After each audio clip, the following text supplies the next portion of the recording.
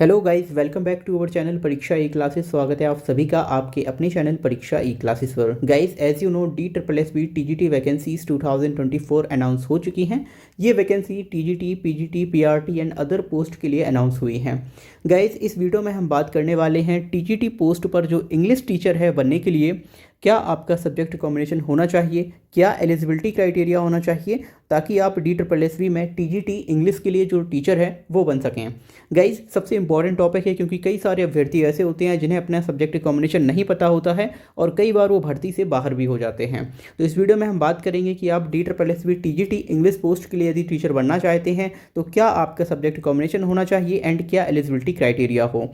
इसके अलावा Hindi, physical science and computer science, इन सभी के लिए जो एलिजिबिलिटी क्राइटेरिया की वीडियोस हैं वो हमारे चैनल पर पड़ी हुई हैं। आप यूट्यूब पर जाकर सर्च कर सकते हैं eligibility criteria of DSSB TGT, जो भी सब्जेक्ट है वो मेंशन कर दीजिए बाय परीक्षा ई क्लासेस, या फिर हमारे ऑफिशियल यूट्यूब चैनल पर जाकर भी आप उन्हें देख सकते हैं। देखिए, DSSB TGT इंग्लिश टीचर बनने के लिए आपको यहाँ पर दो तरह की क्वालिफिकेशंस होना चाहिए। पहला एसेंशियल और दूसरी है डिज़ायरेबल। फिलहाल हम देखते हैं एसेंशियल एजुकेशनल क्वालिफिकेशन क्या है। देखिए, a bachelor's degree honors or equivalent with English as main subject from a recognized university having 45% secured marks in aggregate along with one of the school subject। तो देखिए, आपके पास यहाँ पर जो ग्रेजुएशन की डिग्री होनी चाहिए, या तो आप इंग्लिश सब्जेक्ट ऑनर से करेंगे या फिर आपकी इंग्लिश से होनी चाहिए, जिसमें अदर सब्जेक्ट भी हो सकते हैं। मिनिमम मार्क्स आपको यहाँ पर रखने होंगे 45% in aggregate along with one of the school subject. जो आपका एक स्कूल सब्जेक्ट है वो भी यहाँ पर रहेगा। ठीक है, ग्रेजुएशन में आपको इतना रखना है। अब कई सारे कैंडिडेट ऐसे होते हैं जिनके यहाँ पर ग्रेजुएशन में मार्क्स 45% से कम होते हैं, उनके लिए यहाँ पर एक छूट दी गई है। Provided further that the requirement as to minimum of 45% marks in the aggregate at graduation level shall be relaxable in case of। अगर आपके परसेंटेज मार्क्स 45 से कम है इन ग्रेजुएशन, तब आपको निम्न कंडीशंस में जो रिलैक्सेशन है वो मिल सकता है। पहला यहाँ पर है candidates who passes a post graduate qualification in any of teaching subjects listed above. देखिए, अब यहाँ पर कोई भी कैंडिडेट जो 45% से कम मार्क्स वाला है ग्रेजुएशन में, वो अपना PG कंप्लीट कर सकता है। ठीक है, अगर उसके पास PG है और उसके 45% से कम मार्क्स हैं तब वो यहाँ पर एलिजिबल हो जाएगा। दूसरा, बिलोंगिंग टू SC ST, अगर वो SC और ST से बिलोंग करता है तब भी उसे कोई दिक्कत नहीं होगी 45% मार्क्स से कम होने पर। थर्ड यहाँ पर है फिजिकली हैंडीकैप्ड कैंडिडेट्स हैं, उनके लिए भी कोई प्रॉब्लम नहीं होगी। अब यहाँ पर दूसरी आपकी जो एजुकेशनल क्वालिफिकेशन होनी चाहिए, that is degree in education. Degree in education का मतलब यहाँ सीधा सीधा है, आपके पास बैचलर ऑफ एजुकेशन होना चाहिए। BEd ही कंपलसरी यहाँ पर रखी गई है। थर्ड पॉइंट यहाँ पर है वर्किंग नॉलेज ऑफ हिंदी, आपको हिंदी में वर्किंग नॉलेज भी होनी चाहिए। फोर्थ यहाँ पर है should have qualified CTET from CBSE।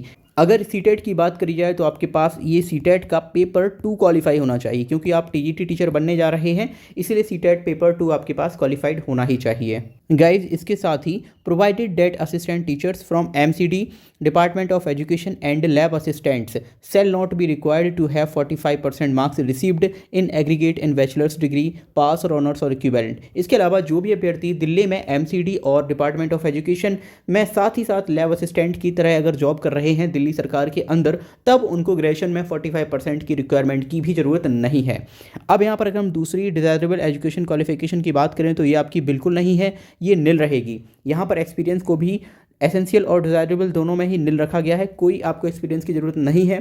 पे स्केल की बात करें तो 44,900 से लेकर 1,42,400 ये आपका पे स्केल है, जो कि आपका पे लेवल 7 है। ग्रुप B की ये पोस्ट रहने वाली है, नॉन मिनिस्ट्रियल पोस्ट होगी और नॉन ग्रेडेड पोस्ट होगी। अब बात करते हैं main important, date is age limit. क्या आयु सीमा होनी चाहिए? तो देखिए, बिलो 32 ईयर्स, आपकी एज लिमिट 32 साल से कम होनी चाहिए।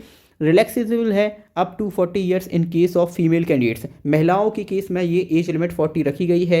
As relaxation will be given as per para 8 tabulated category wise of this advertisement. तो इस एडवर्टाइजमेंट के जो पैरा 8 में रिलैक्सेशन दिया गया है एज में, उसके अकॉर्डिंग ही आपको यहाँ पर एज रिलैक्सेशन दिया जाएगा। इसके अलावा कई सारे अभ्यर्थी कॉन्ट्रैक्चुअल बेस पर जॉब करते हैं दिल्ली गवर्नमेंट के स्कूल में, तो उनके लिए भी यहाँ पर रिलैक्सेशन रखा गया है। उनको यहाँ पर 5 ईयर्स का रिलैक्सेशन प्रदान किया जाएगा। एटलीस्ट 120 डेज उनको वर्क करना होगा। ठीक है, अगर वो वहाँ पर पढ़ा रहे हैं तो उनको 5 ईयर्स का जो रिलैक्सेशन है वो प्रोवाइड किया जाएगा। अब ये चीज़ आपको देख लेनी होगी, ये जो आपको दिया हुआ है OM नंबर इसमें, ठीक है, जो कि 11/6/2019 को इशू किया गया था bye service department of Delhi. ठीक है गाइज, अगर मैं यहाँ पर बात करूँ फीमेल कैंडिडेट्स के लिए क्या यहाँ पर एलिजिबिलिटी होनी चाहिए, तो देखिए मेल एंड फीमेल दोनों के लिए जो एलिजिबिलिटी क्राइटेरिया है वो बिल्कुल ही सेम रखा गया है, किसी भी तरह का कोई भी यहाँ पर डिफरेंस नहीं है। साथ ही साथ आप देखेंगे तो यहाँ पर एक वैकेंसीज और आई हुई है, that is new Delhi municipal council, ठीक है। यहाँ पर भी जो ट्रेंड की जो टीचर की वैकेंसी है वो आपको देखने को मिलेगी एंड इनका भी जो एसेंशियल क्वालिफिकेशन और डिज़ायरेबल क्वालिफिकेशन है वो सेम रखा गया है। तो आई होप आपको टीजीटी DSSS इंग्लिश टीचर बनने के लिए जो एसेंशियल एजुकेशनल क्वालिफिकेशन है वो समझ में आया होगा। सब्जेक्ट कॉम्बिनेशन आप यहाँ पर समझ चुके हैं। Subject Hindi, computer science, maths और फिजिकल साइंस, इन सभी की जो एलिजिबिलिटी क्वालिफिकेशन की वीडियोस हैं वो मैंने अपने चैनल पर अपलोड कर दिए हैं। वीडियोस को देखते रहिए। Thank you for watching this video. मिलते हैं अगली वीडियो में।